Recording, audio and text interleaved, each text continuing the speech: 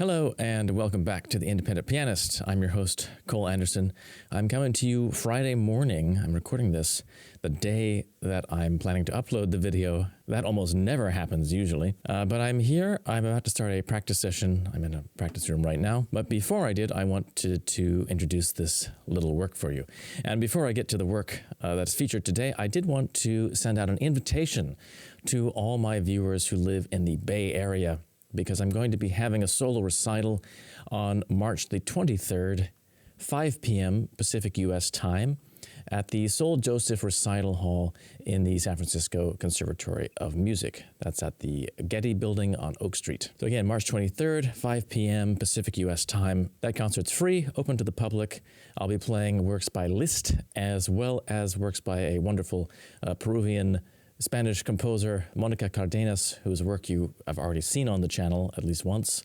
I'm going to be playing her Sonata Herencia, the first 5 pieces from the Année de Pèlerinage Suisse by Liszt, as well as the B minor sonata, and maybe 1 or 2 other small things as well. So anyone who happens to be in the San Francisco area, please stop by. I'd love to see you there. The concert will be live streamed. I don't have the link yet, but when I do have it, I'm going to share it on here as well as on my Patreon and with people that I know in the area. And of course, as long as I play well, I'm going to post it on the channel also. So this is another video in my series on works that have a special pedagogical nature. Works that I found to be particularly useful for students to practice and improve their technique and musical understanding. And maybe it's no surprise that we're going to Bach for this installment, and the Bach Inventions, which are quite a classic pedagogical work. They're definitely not a work for the absolute beginner. They're really more appropriate for people who are a little bit more in the intermediate stage. If you want a good preparatory introduction to getting into the Inventions, the Anna Magdalena Notebook is a great place to go. Bach, of course, was a great pedagogue.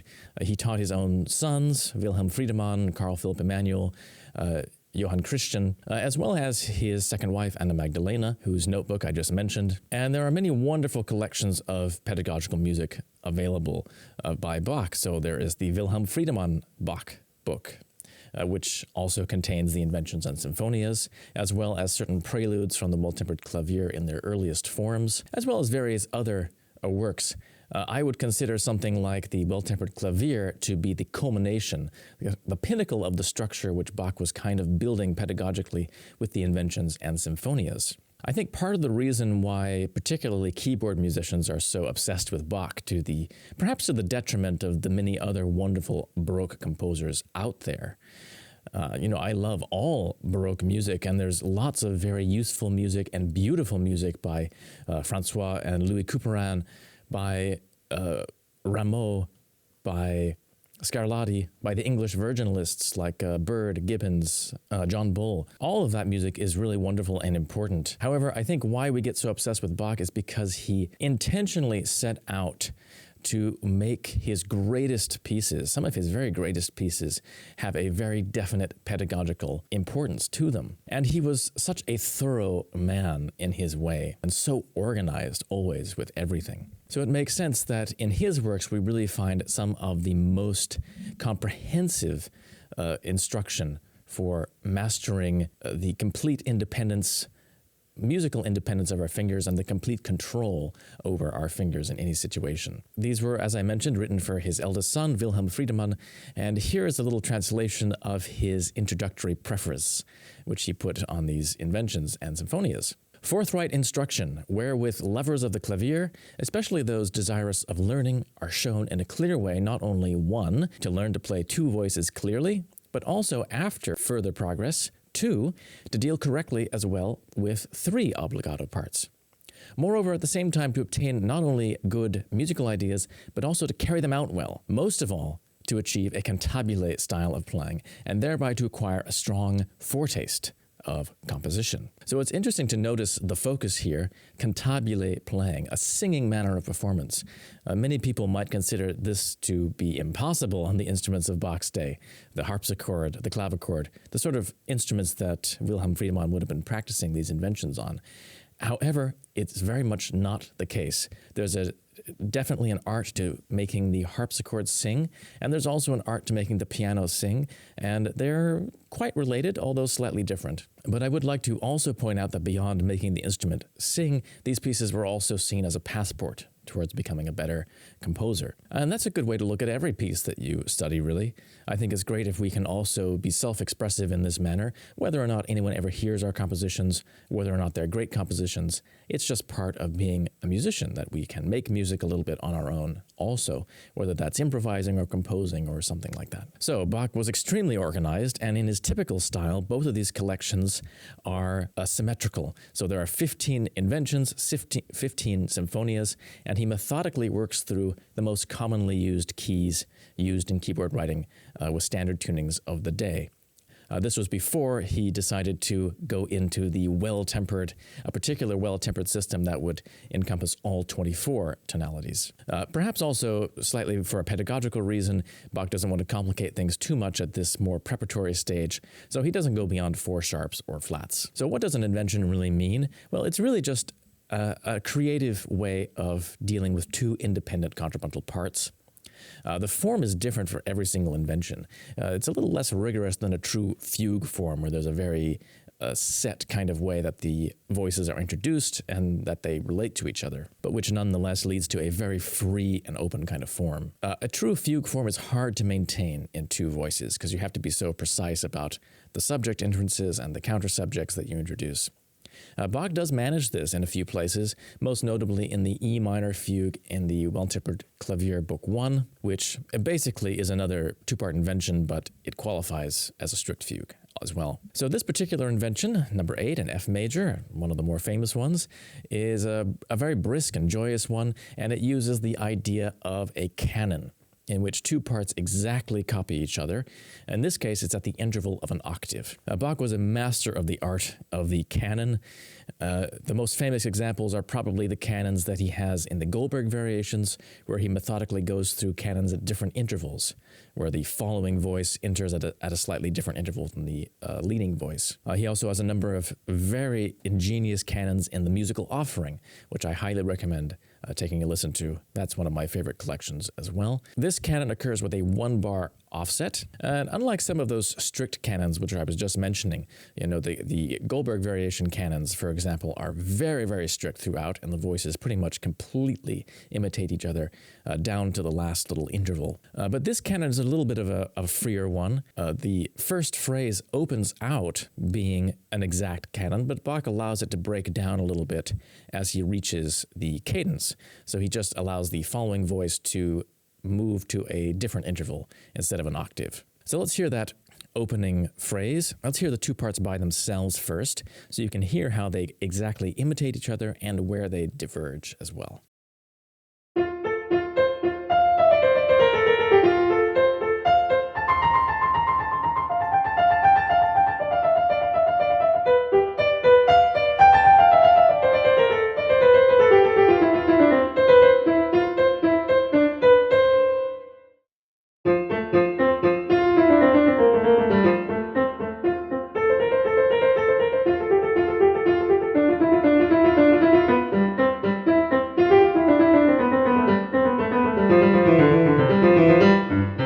Okay, so now let's hear the 2 parts together.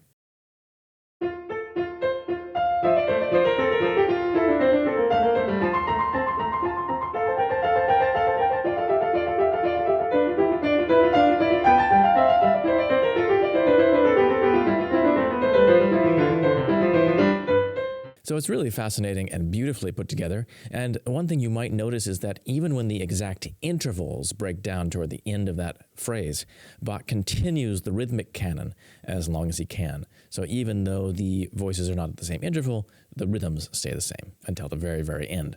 So this is a very short invention. Most of them are pretty short, actually.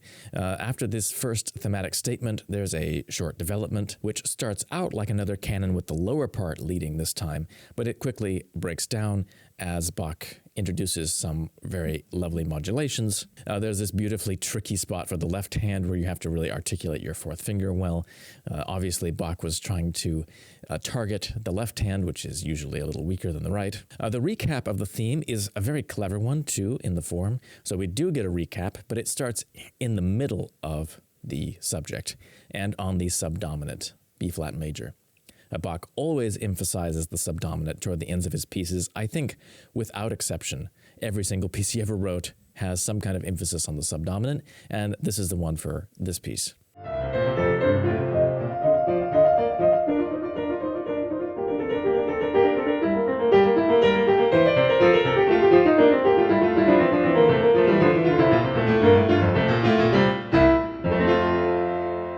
So he starts right in the middle of the form, which is much more seamless and artistic than having to stop the motion again and restart the subject again in eighth notes like it is at the beginning. So there's not much to say about this short little piece. That's basically all the musical content.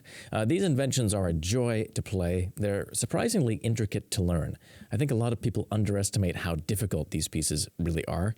They require careful attention to fingering, and you have to be very methodical and organized to learn them, just like Bach was methodical and organized when he composed them. So for the advanced pianist, you might want to go into working on these inventions, if you haven't already worked on them, without any preconceived additions around other people's fingerings and so forth, because you might want to just discover your own, which might be very interesting. I think for most of the people that these inventions are aimed at are probably going to want to use an addition with fingering. And there are many good ones, of course, sitting around, many modern ones. I'm sure things like the Alfred addition would be a nice one to use, which I remember using when I was a kid. Of the ones that I've seen, I've found that some of the most interesting musical comments and fingerings are to be found in the old Czerny and Busoni editions, which I believe can be found published by Schirmer. These editions are much reviled in the musical communities that I've been in. Both of them make some little alterations in the way that the music is presented sometimes. I think Czerny sometimes makes a few very small changes which are maybe not appropriate.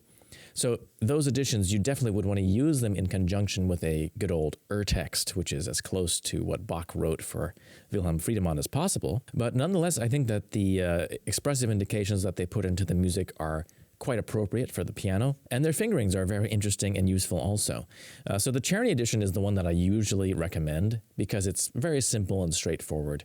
Czerny was really a brilliant pedagogue, and besides his own work as a composer of etudes and studies to help the developing pianist, he also did these editions of famous pieces like Bach and also Beethoven, of course, who he studied with. They have very excellent expression marks and articulation marks. They're very straightforward. They have sensible fingerings. Occasionally, he's maybe a teeny bit old-fashioned with some of his fingerings where he tries to avoid the thumb on a black key or something like that.